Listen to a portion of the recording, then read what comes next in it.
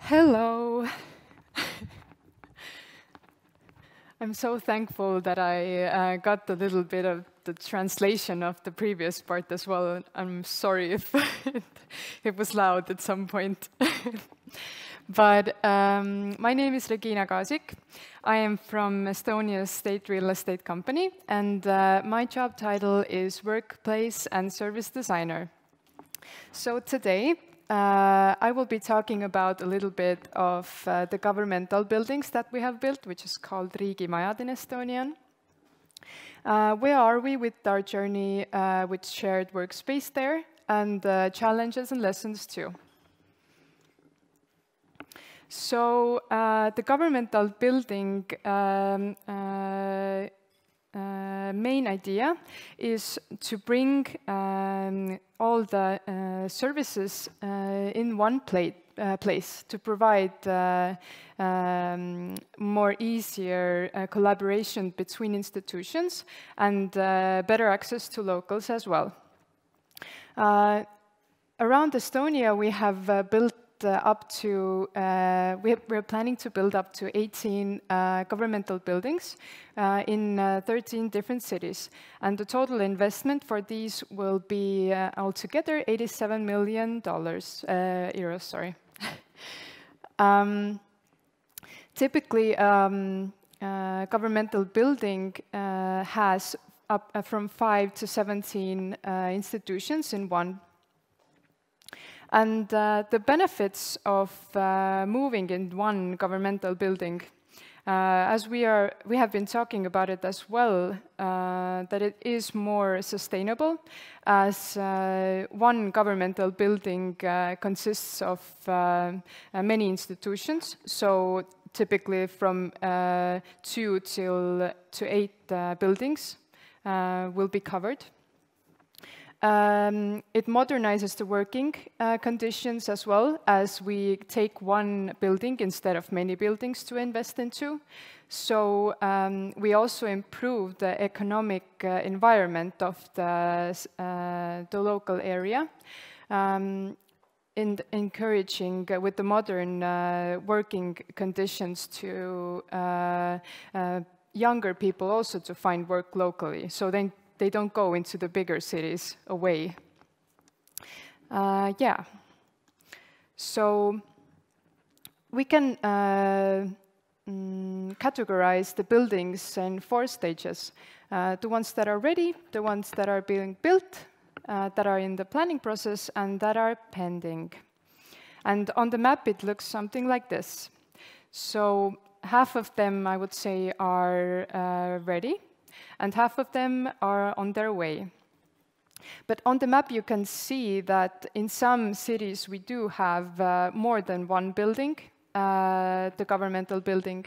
That is due to the idea that we renovate the old buildings in the cities. So, for example, if one building is not enough for as many institutions that are currently in the city, then we will take the buildings nearby or make it like we try to renovate them close by, so it makes like an area, so they're still together. But it's a home for institutions, the governmental building. So coming together, we can cross-use the space. So the goal is to see where the needs of the institutions match enough to cross-use. So, for example, the shared service area, it's a good example because many institutions have the need for a service area. So, for example, the one huge benefits of the service area is that some institutions only use the service area for example, a month from a year. So it really makes sense for others to cross-use it at the other times of the year. So otherwise it will be empty. But it's also really convenient for the locals that they don't have to go to different buildings to get their services met. They can go to one counter and get many different things done in a shorter period of time. Yes. And the other part that we know we can share with institutions is the co-working areas. Rooms such as modern working, rooms such as meeting rooms, discussion rooms, soft meeting rooms, and also kitchens and washing facilities that are shared. But for example, remote working centers, that is the first one. The idea is that officials that work in other countries can also use the remote working center wherever they want. So you have to just register that you're coming, and you can go all around Estonia for the governmental buildings and use the rooms. So this also works for, well, for people that are hired from another city, for example, nationwide recruitment. So you don't have to work in the city. For example, if I'm in Tallinn and I want to work for Võru's company institution, then I don't have to be on the spot. I can do it from remotely and go there occasionally, so I know I have the working spot there also. But this bringing together all the institution really does bring people together, and it really shows benefits. They, for example, they celebrate together. They come regularly to talk with each other, and it's really great to see that otherwise they will be separated. But in this case, they come along, and it also gives to a bigger picture of we're all working for the government and for the people, that we're not separated. But as a specific example, I would pick Jõgeva government building, which is almost in the center of Estonia. And originally it was 5 buildings all around Jõgeva, which 4 of them were state-owned. So we freed up 4,100 square meters by bringing them all into the 4th building. And this investment for 4 buildings would have been 3 times bigger than the total cost of the final governmental building. So Jõgeva was basically one of the biggest and the first governmental buildings that we made. It includes 10 institutions, 95 workstations, and it was built in 2021. CO2 reduction measures were implemented, and a new extension was also added to the building. Here you can see, while using the shared service area and also the cross using of the meeting rooms and the kitchens and the shared space, how much of a difference it makes. So blue one is the previous one, the rental space for institutions, and the orange one is the after. So there's quite a difference. And cabinet versus activity-based working.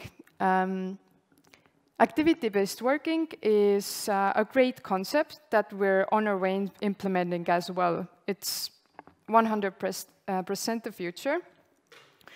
Changes inside the institutions, though, are coming along slowly but surely. The first one you can see, there are cabinets. But in the planning process, we managed to have the activity-based working environment. And I'd like to share some challenges from this exact experience as well. So the recent feedback from the one that I was showing the room was Social Insurance Board. And they said that the rooms are too crowded, it's hard to focus. And this is quite predictable mistake, I would say. If we look at the room, what is a room really? It's 4 walls until we give it a social meaning. Then the furniture and the technical side follows. The same is for a work environment. A room builds around our work culture. So it's vital to reevaluate our work culture from time to time to improve our working conditions. Otherwise, they will stay the same. And in this example, I would say that the most vital lessons that are the readiness and the change management part. First of all, the readiness of the management, because employees are looking forward to the management. How is the manager using the space? This gives a really strong indication for the employees how they should use the space. So really changing and helping the management to go along and explain their employees as well how we should use the space. And the change management part for this Jõgeva example, this is the challenge part. We planned the activity-based office, but our change management should have been a little bit more consistent and throughout, even after moving in. So in the planning stage, in the mid stage, and also when moving in. So it's really vital.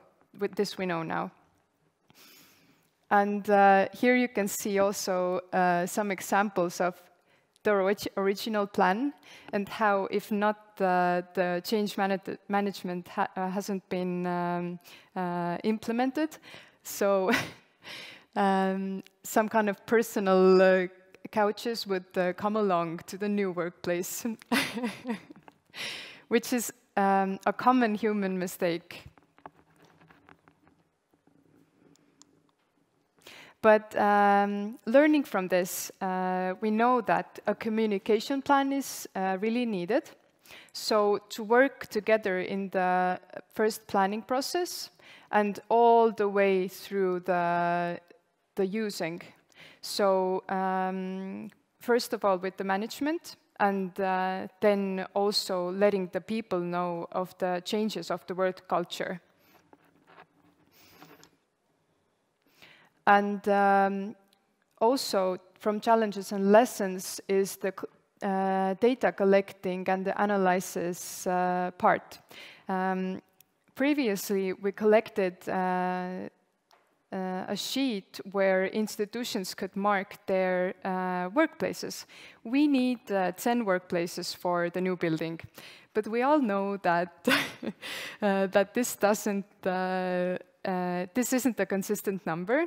It changes so fast that we just know that it changes, at least in every 4 years. So instead of asking for the number, we now do a 2-part analysis and data collecting part, which one is we analyze the usage of the building. It's anonymous, but it gives the team and the organization and the ID of the worker. So I know that it's person 1, person 2, person 3. So the usage of the building. And the other part is questionnaire for the users, basically to get the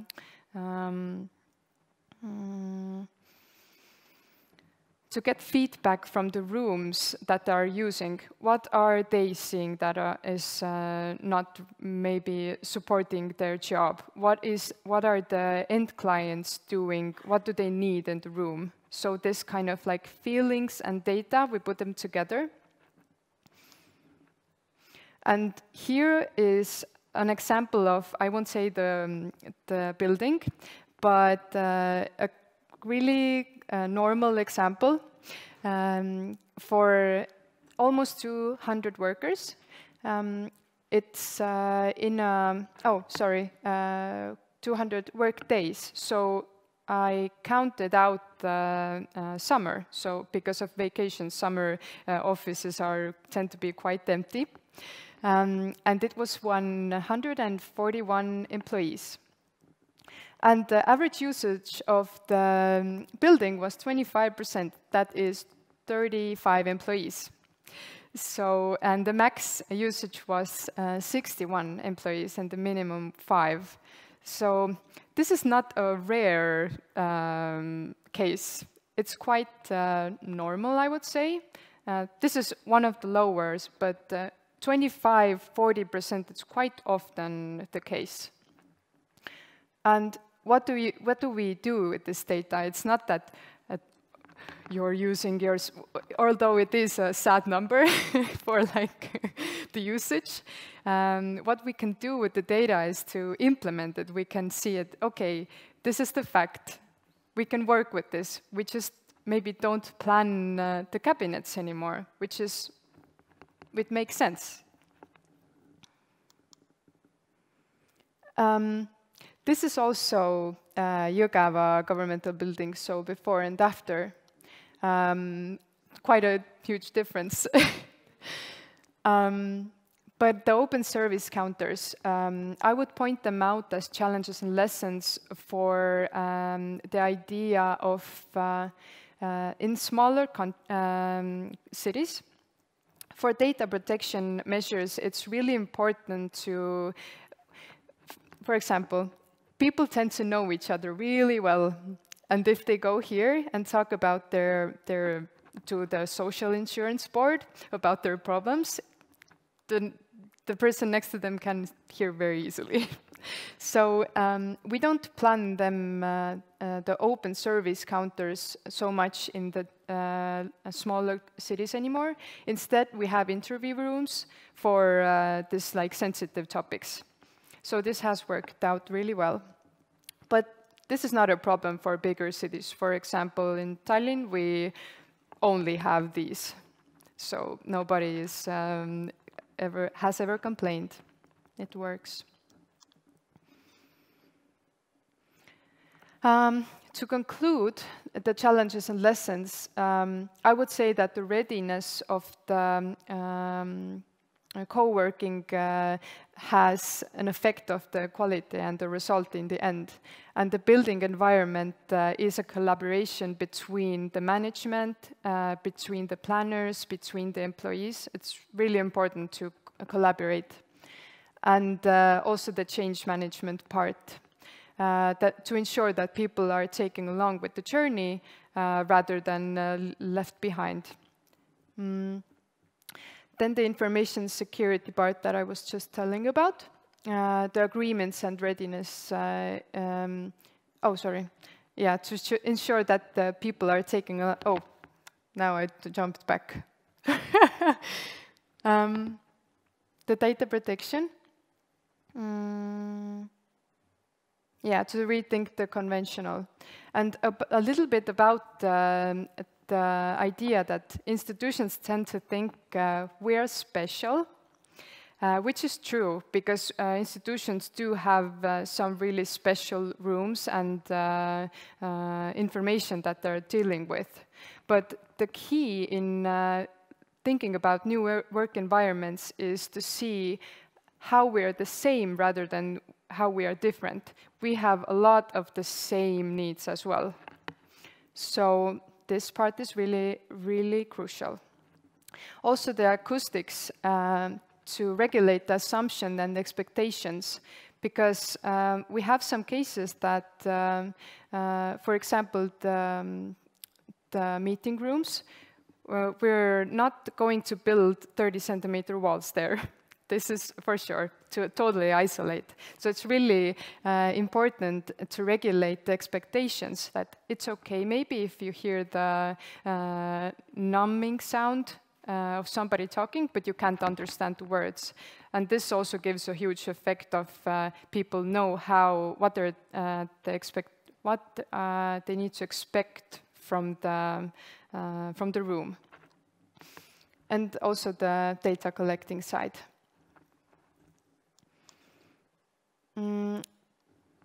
The satisfaction with the governmental buildings is really high. For example, the Jõgeva example, it's reoccurring is 69%, the recommendation index, and also from other governmental buildings, it's really high, and people really like the community there. Thank you from my side. I'm around if you need questions.